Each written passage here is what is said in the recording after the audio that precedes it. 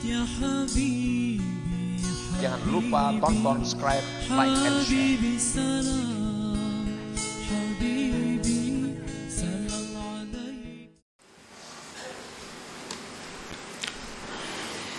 Bismillahirrahmanirrahim. Alhamdulillahilladzi hadana wa waffaqana ila siratil mustaqim. Siratillahil azizil hakim.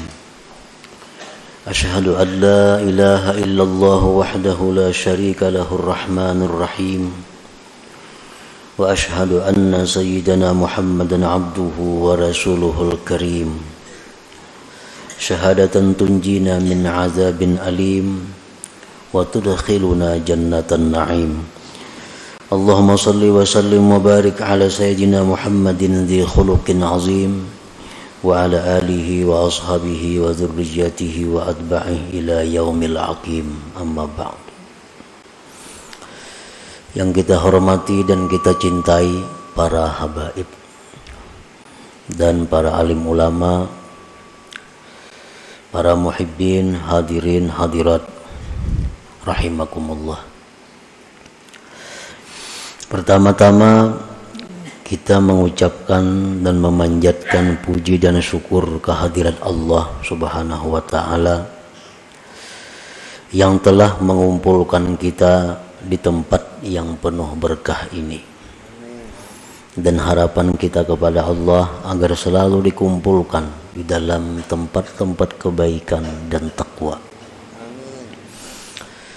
Puji dan syukur juga kita haturkan kehadirat Allah Subhanahu wa taala yang mana pada saat ini Allah menempatkan kita dalam keadaan yang sangat mulia, dalam keadaan yang sangat agung, dalam keadaan yang sangat dibanggakan Allah Subhanahu wa taala, yaitu keadaan kita sebagai orang yang menuntut ilmu agama.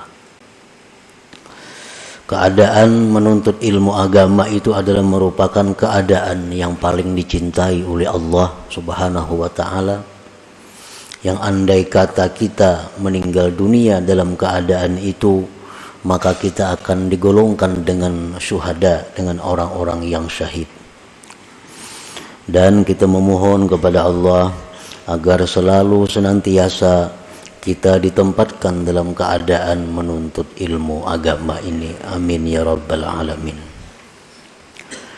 Salawat dan salam kita haturkan kepada junjungan kita Nabi besar Muhammad sallallahu alaihi wasallam dan kepada seluruh keluarga, para sahabat, zuriat dan pengikut beliau.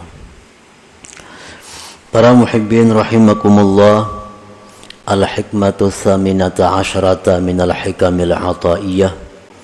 Qala al-imam Ahmad ibn Athaillah as-Sakandari rahimahullah wa nafa'ana bi'ulumih. Hikmah yang ke-18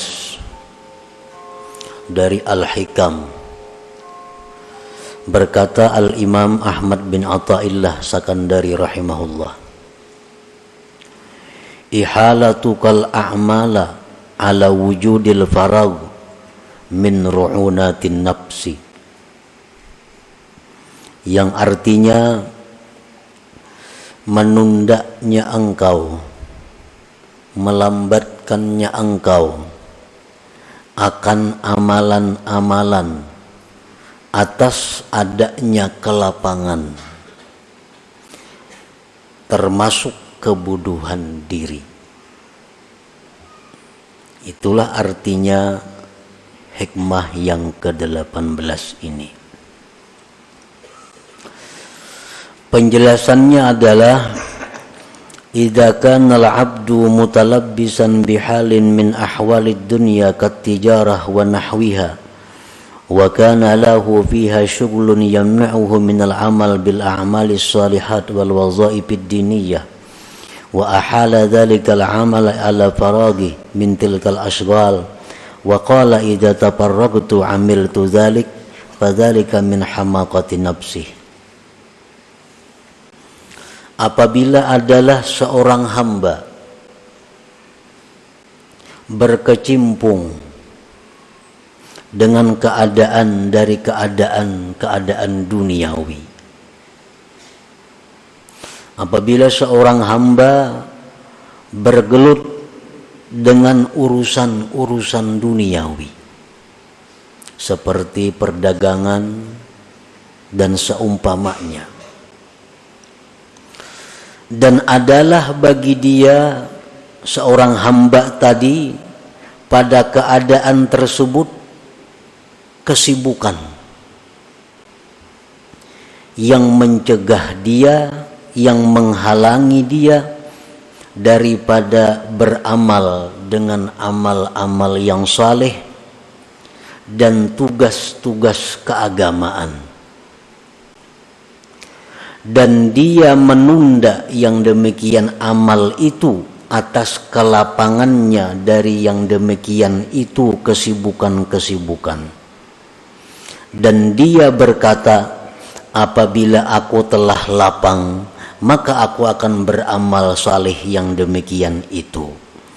Maka yang demikian itu adalah merupakan kebodohan seorang hamba tersebut. Nah, ini manusia, ini hamba Allah, orang yang sangat sibuk dengan urusan-urusan yang sifatnya dunia, baik inya bertani, baik inya berdagang, baik inya pegawai, apapun keadaannya, dia sibuk. Dan kesibukannya itu menghalangi dia daripada beramal saleh, daripada melaksanakan tugas-tugas keagamaan yang semestinya. Kada sempat lagi inya beramal saleh, kada sempat lagi melaksanakan tugas-tugas agama karena kesibukannya tadi. Dan dia menunda yang demikian itu beramal saleh atas waktu lapang dari itu kesibukan-kesibukan tadi. Dan dia mengatakan, apabila aku nantinya sudah lapang, maka aku akan beramal amal saleh itu. Nah, orang seperti ini di dalam agama dianggap orang yang bodoh ngarannya. Para muhibbin rahimakumullah, tugas-tugas keagamaan, amal-amal saleh yang mesti dilakukan oleh orang yang berakal adalah perbuatan-perbuatan, bacaan-bacaan, tafakkur yang kita dituntut untuk melakukan itu. Nah, orang ini kada kau barar lagi tafakkur, kada sempat lagi menuntut ilmu, kada sempat lagi membaca wirid-wirid, kada sempat lagi membaca Quran sekian lembar sehari, kada sempat lagi berselawat sekian ratus, kada usah sekian ribu, kada sempat lagi silaturahmi karena banyaknya kesibukannya.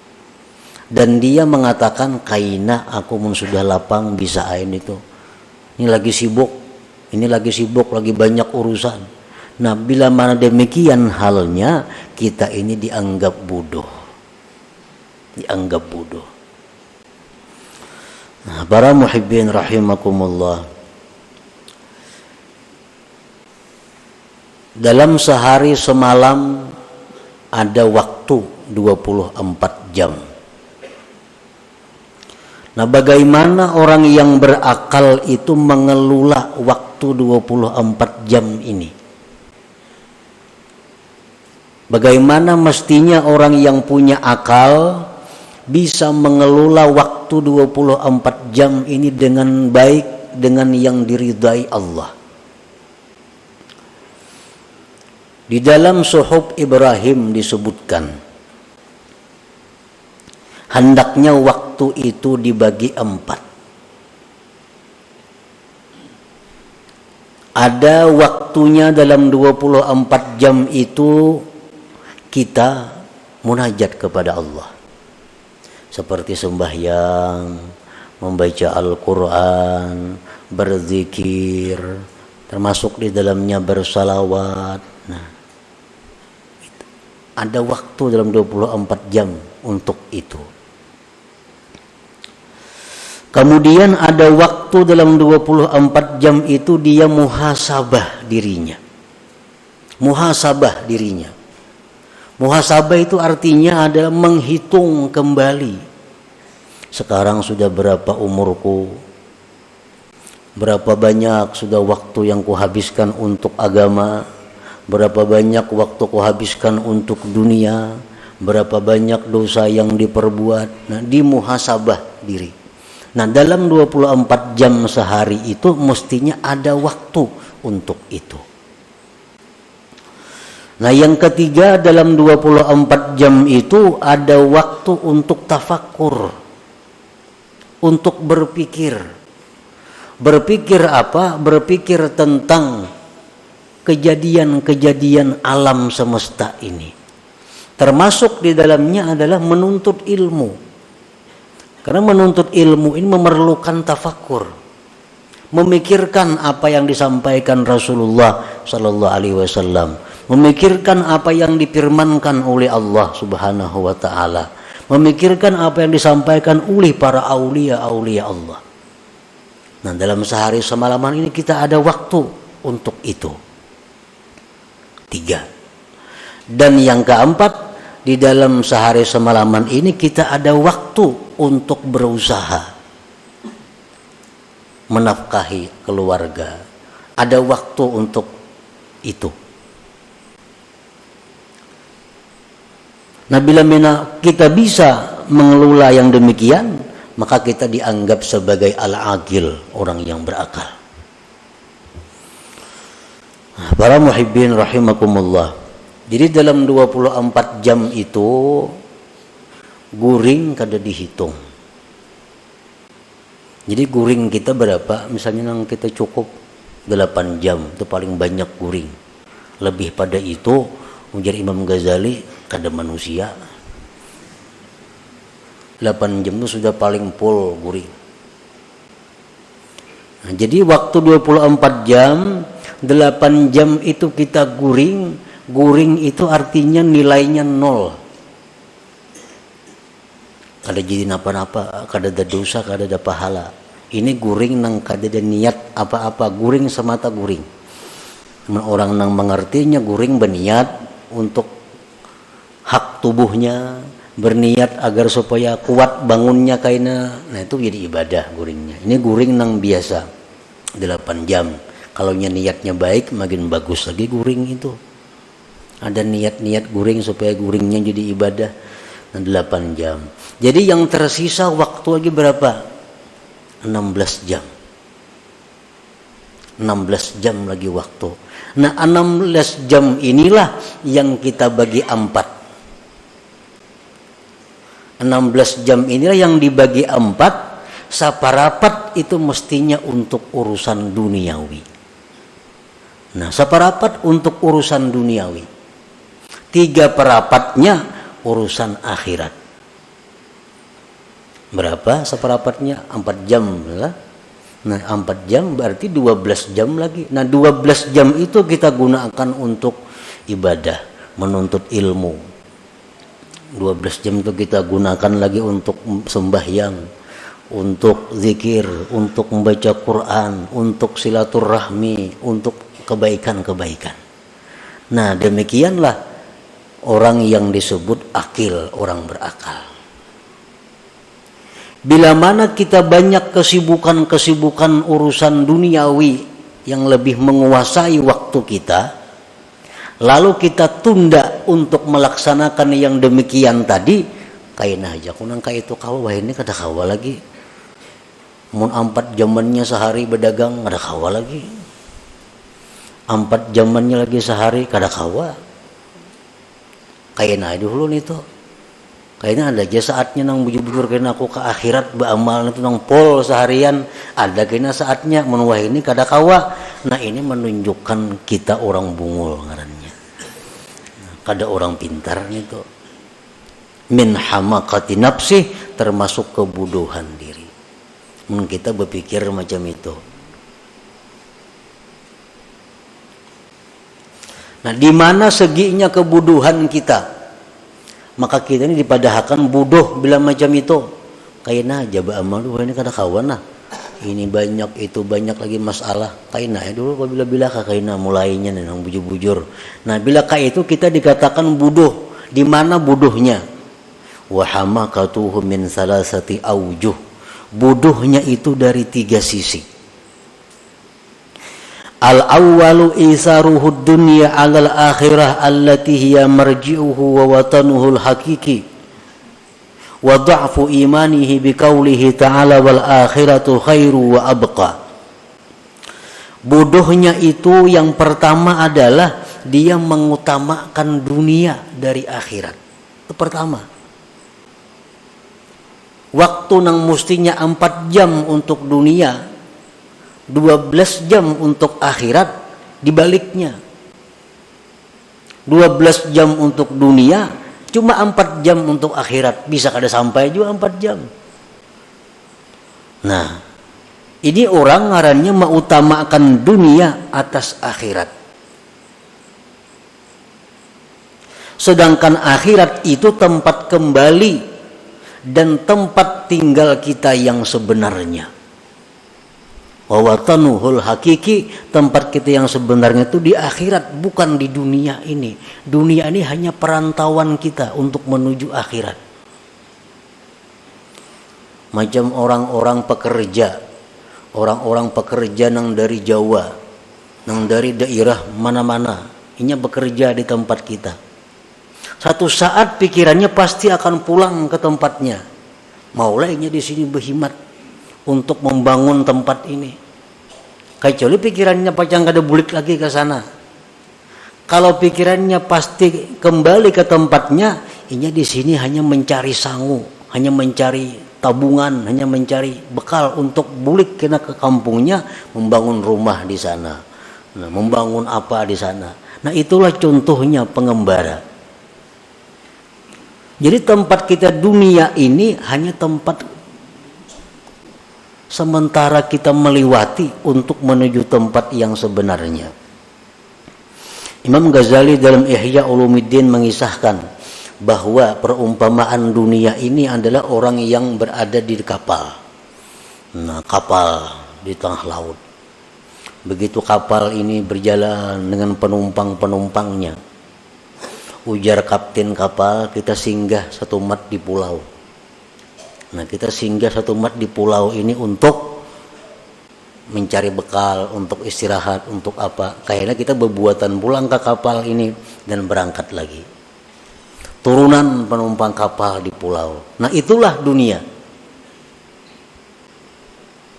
Adalah orang kapal yang turun ke pulau itu berpikir bulah rumah di pulau. Kada ada. Kenapa? Karena ini pacang singgah satu mat saja. Adakah berpikir membuka perusahaan di pulau itu? Kada ada. Bila di pulau ini kena kunyuk, kapalnya berjalan, dimakan binatang buas. Ditinggalkan orang. Nah itulah kehidupan dunia ini.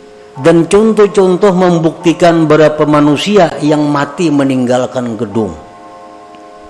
Berapa banyak manusia yang mati meninggalkan duit miliaran rupiah.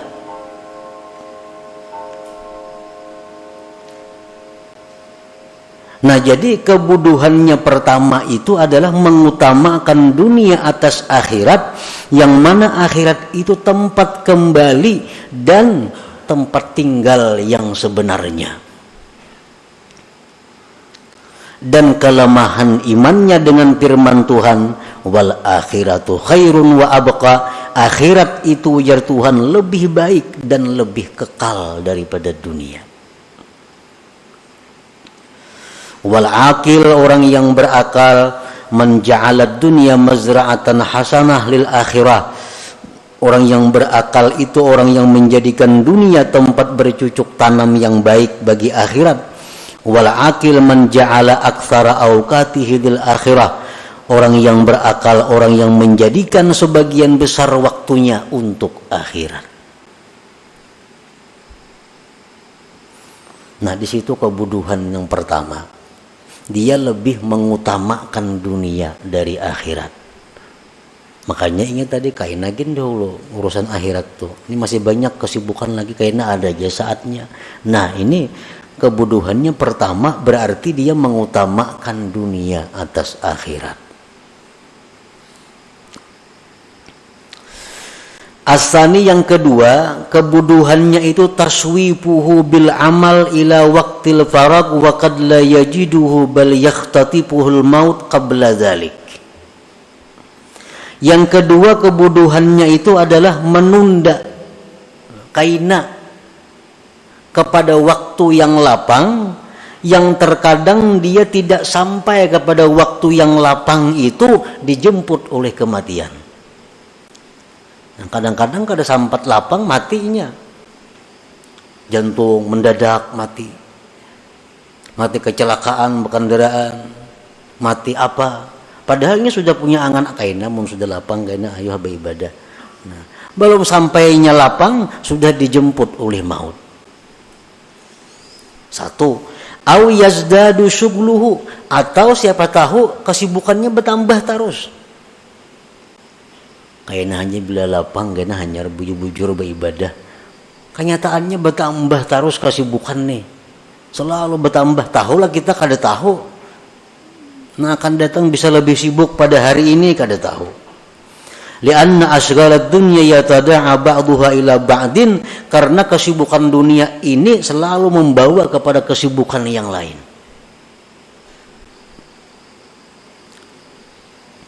Aw ya'tariduhul marad wa la yastati'u bihil amal, atau di tengah jalan dia datang penyakit kada bisa lagi beramal. Kainagin beramal dulu. Stroke, kawal lagi beramal, kada kawal lagi berjalan, kada kawal lagi nuntut ilmu. Stroke sudah di kursi roda ditunjol.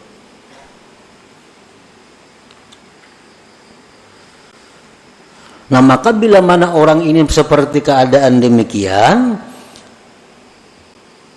sakitnya orang ini kada beramalnya orang ini sia-sia. Lain jika orang ini pak amal dahulu, napa ibadat, imbah itunya garing. Begitu garing kada kau lagi beramal, tetap ditulis Tuhan terus. Nah, hanya banyak karena garingnya dulu pak amal orangnya. Amun dahulu kada pak amal, garing. Nah, kayaknya aku mensihat beramal ya. Gitu Tuhan lawasnya jam sihat kada beramal-amal.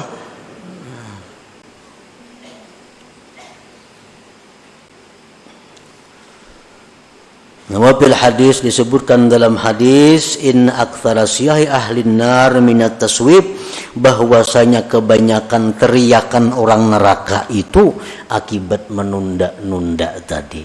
Yang terbanyak orang masuk neraka akibat menunda. Kaina aja dulu tobat. Masih tanggung lagi nama ala-alang. Gawian ni malah alang. Kaina aja dulu ini masih awur lagi sibuk. Kebanyakan orang neraka itu akibat taswib. Inna aktsara syahi ahli nar minat taswib. Nah, dua sudah kebuduhannya. Asalis yang ketiga kebuduhannya itu qad yafrugu minal asghal wa qad da'ufat niyyatuhu wa himmatuhu li sababin minal asbab. Bisa-bisanya waktu nang jaranya bila lapang kaina beramal. Ada waktu lapang, siapa tahu niatnya sudah lemah, himmahnya sudah lemah. Banyaknya orang nang lapang kada pa amal, banyak. Begawi kada, apa kada, duduk kada kakaruan, ada beramal kada juga. Kenapa? Ini niatnya sudah lemah, niatnya sudah turun. Karena ada sebab-sebab lain. Apa sebabnya dahulu? Nah, para muhibbin rahimakumullah, apabila perkataan-perkataan para aulia, sabda-sabda Rasul, firman-firman Allah yang menyuruh kita bangkit untuk beribadah kepada Allah mengetuk hati kita, tapi kita kada mahirani. Dengar sudah bisa. Kayaknya mendengar pulang arahan-arahan agama nih, kada mahirani pulang. Nah, akhirnya orang ini bisa ditutup oleh Allah, hatinya dikunci sama sekali. Nah, itu jadi lemah niatnya. Nah, Allah itu bila mana mengetuk hati kita untuk beribadah, mesti disambut walaupun sedikit. Dalam hati ini ada datang ilham dari Allah. Kita jangan berzikir gitu 10 kali barang. Bila itu kada dihiraukan, kayaknya kada datang lagi ilham-ilham seperti itu. Ada kita mendengar hadis Nabi masuk ke dalam hati kita bahwa membaca salawat itu baik.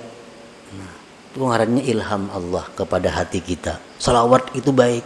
Nah, terima 3 kali barang bersalawat, tanda kita menerima pemberian Allah ini. Bila kita kada hiraukan itu, kayaknya kada datang lagi mau hidayah seperti itu.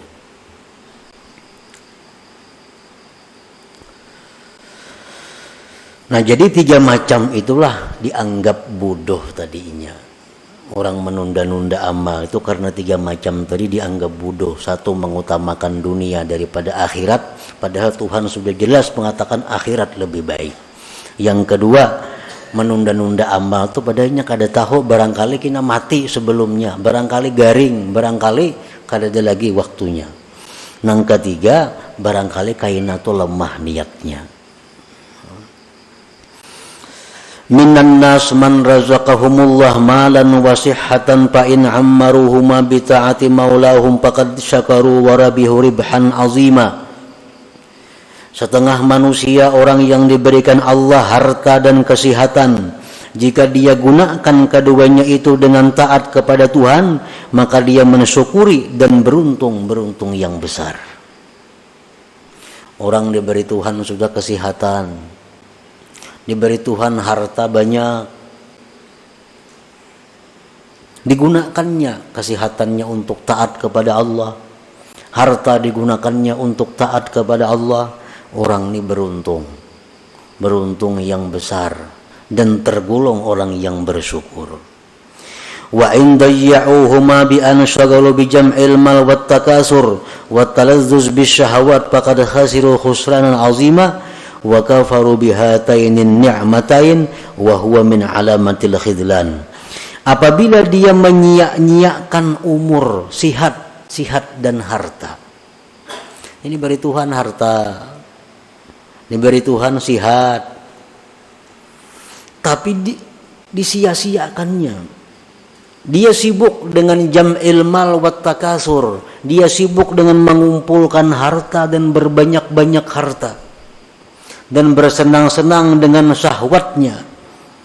Maka orang ini mendapat kerugian yang besar dan dia kufur dengan nikmat sihat dan nikmat harta itu, dan itu merupakan tanda kehinaan seseorang.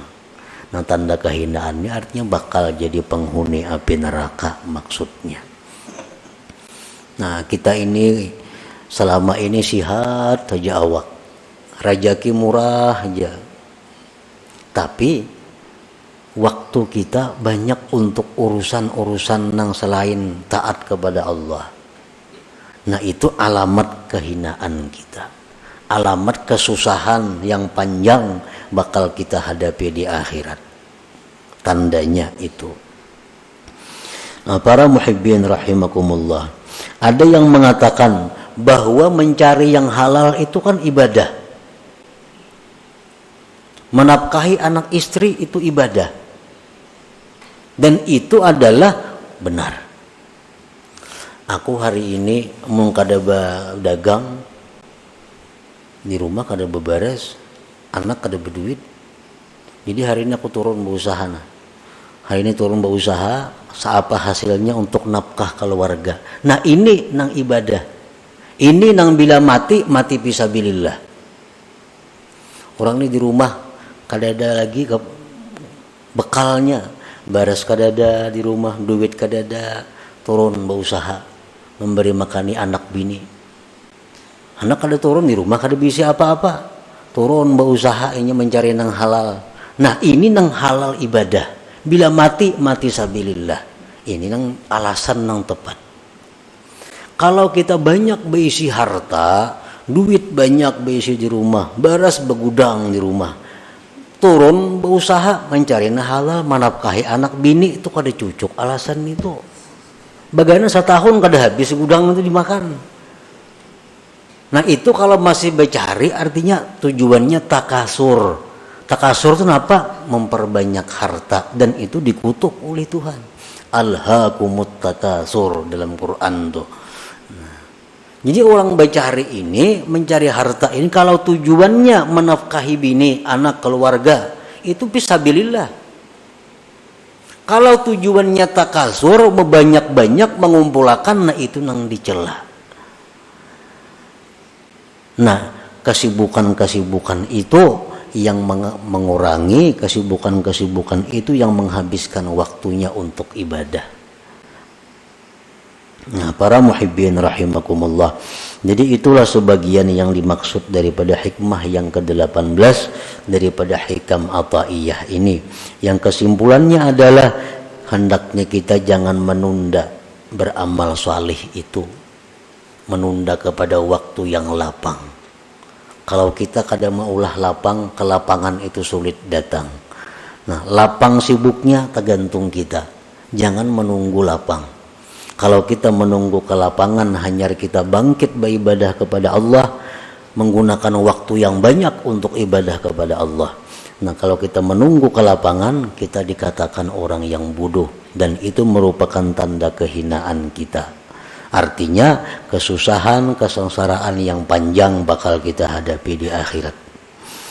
Nah, para muhibbin rahimakumullah, mudah-mudahan kita diberi Allah hidayah dan taufik agar dapat mengamalkan ilmu yang diberikan Allah kepada kita ini. Ila hadratin Nabi sallallahu alaihi wasallam. Al-Fatihah.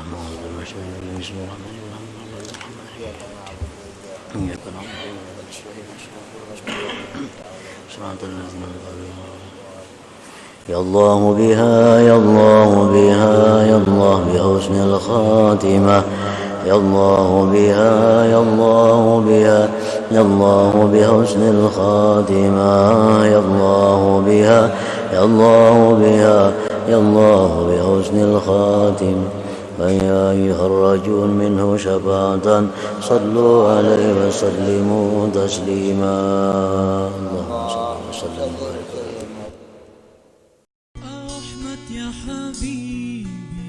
Jangan lupa tonton, subscribe, like, and share.